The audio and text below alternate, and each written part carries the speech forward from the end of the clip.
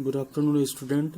This is your Hindi class. I am your Hindi teacher S.K. Upadhyay. कल previous lecture में हम लोगों ने समास के प्रकार और समास के दो प्रकारों को बारे में जाना। एक आपका जो है अव्ययी भाव समास था, दूसरा जो है तत्पुरुष समास। अब आज जान लें तत्पुरुष समास के पहचान के बारे में थोड़ा सा।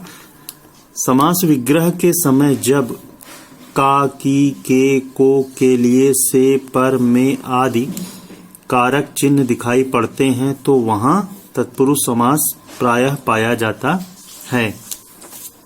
अब तत्पुरुष समास दो प्रकार से बनते हैं। पहला संज्ञा और संज्ञा के समास। इसका मतलब इसमें किसी भी समास में दो पद होते हैं। पहला जो है पूर्व पद और दूसरा जो है उत्तर पद। जैसे भारत रत्न में पूर्व पद भारत है और उत्तर पद रत्न है, तो भारत भी जो है आपका संज्ञा है और रत्न भी संज्ञा है। भारत आपका व्यक्तिवाचक संज्ञा है और रत्न जातवाचक संज्ञा है, तो इसका विग्रह हुआ भारत का रत्न।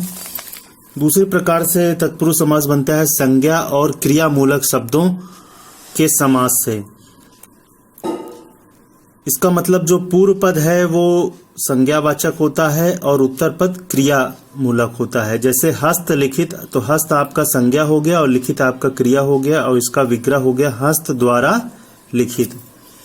अब कुछ और बातों को जान लें। कभी कभी कारक चिन्ह एक समूह के रूप में जो शब्द होते हैं वो पूरे कारक का काम करते हैं। जैसे दही बड़ा आपका समासिक पद है और इसका विग्रह हुआ दही बड़ा में डूबा हुआ, तो में डूबा हुआ जो ये है ये इतना पूरा जो है आपका कारक का काम करता है। फिर तत्पुरुष समास के निम्नलिखित भेद हैं। कल इसको हम लोगों ने डिस्कस कर चुके हैं, आज इसको थोड़ा सा जल्दी करेंगे। कर्म तत्पुरुष, जहां पूर्व पद में कर्म कारक की विभक्ति को का लोप हो वहां कर्म तत्पुरुष होता है, यानी विभक्ति चिन्ह को हटा दिया जाता है जब समासिक पद बनाते हैं। समास विग्रह से समासिक पद, जैसे ग्राम को गत, तो ये को जो है आपका कारक चिन्ह, इसको हटा करके बनाएंगे समस्त पद ग्राम गत। फिर दूसरे प्रकार का है करण तत्पुरुष, जहां पूर्व पद में करण कारक की विभक्ति से का लोप का मतलब हटा दिया जाता है, वहां करण तत्पुरुष होता है। जैसे ज्ञान से युक्त, इसमें से को हटा देंगे तो ज्ञान युक्त। कष्ट से साध्य, से को हटा दिया तो कष्ट साध्य हो गया। तीसरे प्रकार का है संप्रदान तत्पुरुष, जहां पूर्व में संप्रदान कारक की विभक्ति के लिए का लोप हो जाता है, वहां संप्रदान तत्पुरुष समास होता है।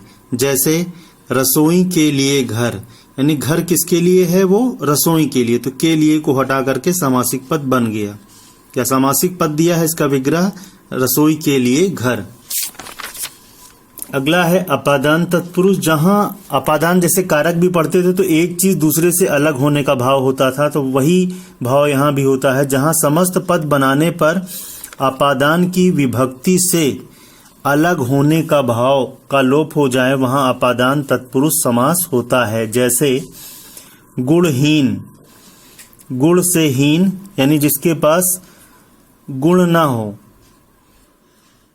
रोग मुक्त, रोग से मुक्त, यानी रोग से अलग हुआ। धर्म भ्रष्ट, यानी धर्म से अलग हुआ, तो इसमें विभक्ति चिन्ह से रहेगा और पूर्व पद और उत्तर पद एक दूसरे से अलग होने का भाव दिखाएगा। जैसे ऋण मुक्त, ऋण से ऋण युक्त है, यानी ऋण से जुड़ा हुआ। ऋण मुक्त भी आता है, यानी ऋण से अलग हुआ। फिर संबंध तत्पुरुष, जहां संबंध तत्पुरुष में पूर्व पद और उत्तर पदों के बीच में का, की, के विभक्तियां लुप्त हो जाती हैं। जैसे राजा का दूत, तो दूत के बारे में पूर्व पद बता रहा, दूत किसका है, राजा का।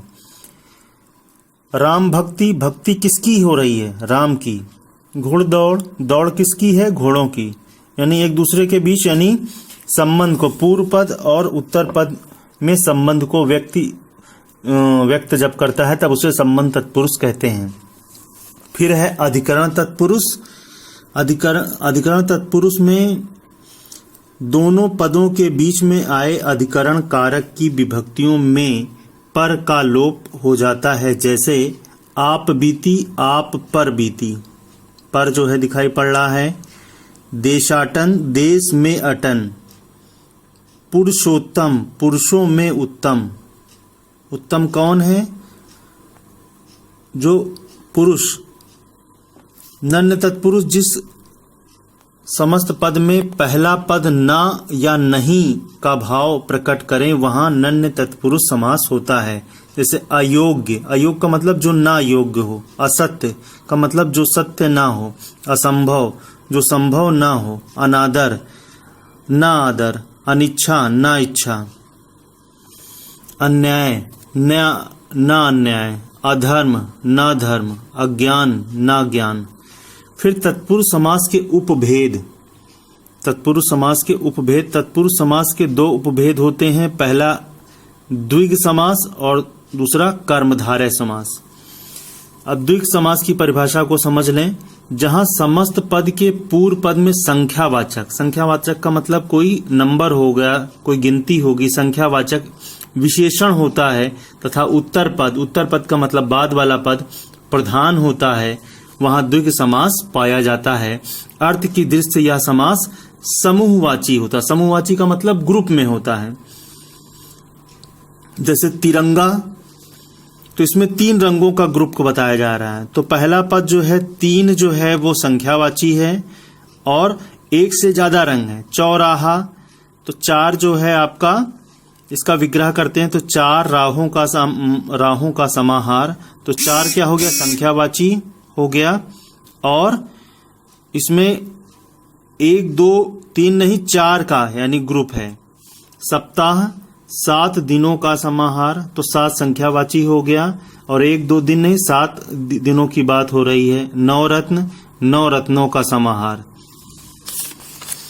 इसके प्रकार से आते हैं कर्मधारय समास। दूसरा जो है कर्मधारय समास 2 स्थितियों में हो सकता है।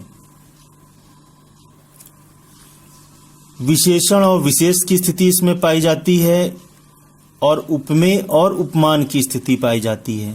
अब पहला जो है हम लोग डिस्कस कर रहे हैं विशेषण विशेष की स्थिति, जहां पहला पद विशेषण तथा दूसरा पद विशेष हो अथवा पहला पद उपमेय और दूसरा पद उपमान हो।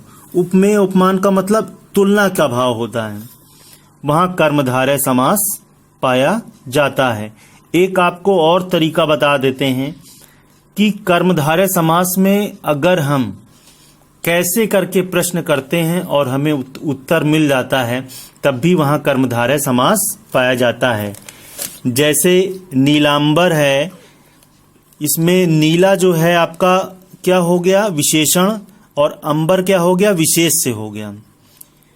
अंबर जो है विशेष हो गया और नीला क्या हो गया? विशेषण। अगर इसको प्रश्न कर रहे हैं कि अंबर कैसा है, उत्तर मिल रहा है नीला, तो इसका मतलब दिया गया समास कैसा होगा? कर्मधारय समास।